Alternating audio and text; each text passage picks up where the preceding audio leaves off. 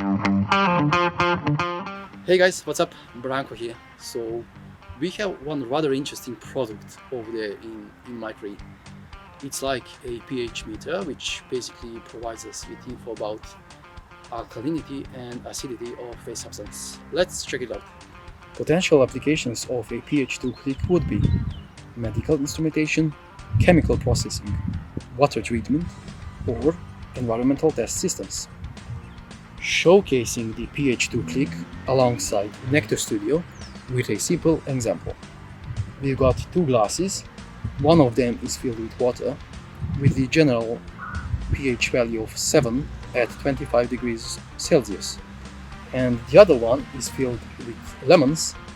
So because of acidity of a lemon, we are going to go down on the pH scale. pH value would be between 2 and 4. Thanks for watching. See you on the next one.